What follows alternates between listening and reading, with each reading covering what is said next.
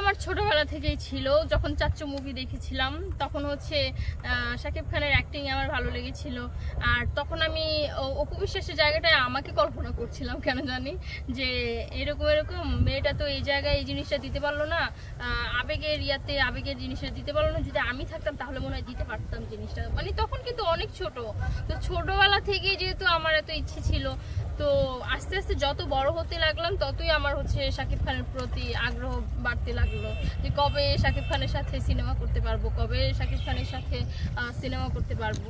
কারণ আমার ভিতরে যে যোগ্যতা আছে সেটা তো আমার দেখাতে হবে। আর ইদানিং হচ্ছে আমি একটু ইয়েটা বেশি করতেছি, কারণ আমি দেখেছি যে বাংলাদেশে কোনো নায়িকা নেই। বাংলাদেশে নায়িকারা ধরেন করলো শাকিব খানের সাথে মুভি, 2 দিন পরে গিয়ে দেখবেন যে তারা কদম ফুলের বিজ্ঞাপন করতেছে। তাহলে এটা তো হলো না, এটা তো তাহলে কেমনে হয়? তাহলে তারা কোয়ালিটি ধরতে পারলো না, যে শাকিব খানের সাথে মুভি করে তোমরা আবার কেন কদম ফুলের বিজ্ঞাপন করতে যাবা। তো জিনিসটা এরকম হইতে হইতে শাকিব খান হচ্ছে এখন আর বাংলাদেশের নায়িকাদেরকে পাত্তা দেয় না। বাংলাদেশে এখন সুন্দরী নায়িকা নেই আমি মনে করি। তো ভাবলাম যেহেতু আমি এত সুন্দর, সবাই আমাকে এত সুন্দর বলে, আর সবাই খালি আমাকে বলে যে তুমি শাকিব খানের নায়িকা হবা, তুমি শাকিব খানের নায়িকা হবা। তো এই জিনিসটা থেকে হচ্ছে আমার আগ্রহ আরও বেড়ে গেল। এটা আমি কিছু মিন করিনি, বাট দেখেন যদি ওরা ঠিকঠাক মতো দিতে পারতো, মানে ধরেন স্বামী স্ত্রীর ভিতরে কি থাকে, ঘুরতে যাওয়া, এটা সেটা, সময়, আরো অনেক কিছু ব্যাপার স্যাপার থাকে। আপনারা বিয়ে করেছেন নাকি? বিয়ে করেছেন? তাহলে তো অবশ্যই বুঝবেন। তো যাই হোক, দিতে পারিনি হয়তো, কিন্তু আমি পারবো। আমি হচ্ছে তাকে ফুলফিল একদম কি বলে একদম মানে স্যাটিসফাইড করব, যার কারণে হচ্ছে তার অন্য মেয়েদের দিকে যাক। সে একজন সুপারস্টার, সে যদি 10টাও বিয়ে করে আমার কোনো সমস্যা নেই। আর সেটা তো আমি আপনাদেরকে বলতে পারবো না। আলাদা কি আছে বলতে, যেমন হচ্ছে আমি একটু কি যে দুষ্টু টাইপের একটা মেয়ে, আর খুবই ফ্রি মাইন্ডেড। সে যখন সিনেমা করবে আমার সাথে, অনেক সুপার ডুপার হিট হয়ে যাবে সিনেমা, তারপর হচ্ছে আমরা একসাথে ঘোরাঘুরি করব, এখানে খেতে যাব, এখানে খেতে যাব। তারপর তাকে আমি একটা কথাই বলবো যে তোমার যেই নায়িকার সাথে ইচ্ছা হয় তুমি সেই নায়িকার সাথে মুভি করো, যাকে ইচ্ছা তাকে বিয়ে করো, তুমি বিয়ে করবা, খালি আমাকে বিয়ে দাওয়াত দিলেই হবে।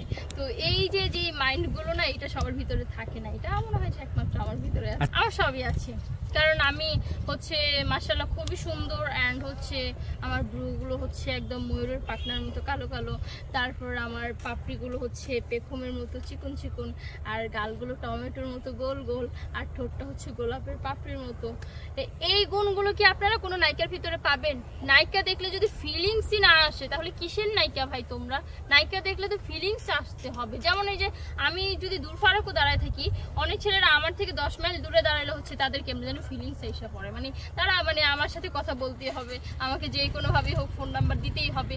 তো একটা নায়িকার এই গুণটাই হওয়া উচিত যে অনেক সুন্দর হতে হবে, আর পাবলিককে টানতে হবে। পাবলিককেই যদি না টানতে পারো তাহলে নায়িকা হয়ে লাভ নেই। তো সেও থাকবে, কারণ কারোর জন্য কাউকে ছাড়া যাবে না। কারণ যেহেতু শাকিব খানও 2টা বিয়ে করেছে, ইভেন তার 2টা ছেলেও আছে, আমি যদি সেটা মানতে পারি, সে মানতে পারবে না কেন?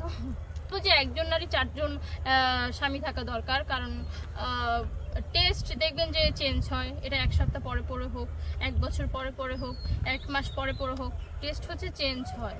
যেমন এক জিনিস হচ্ছে বারে বারে খেতে ভালো লাগে না, তো আমি বলবো যে 4টাও কম হয়ে যায়।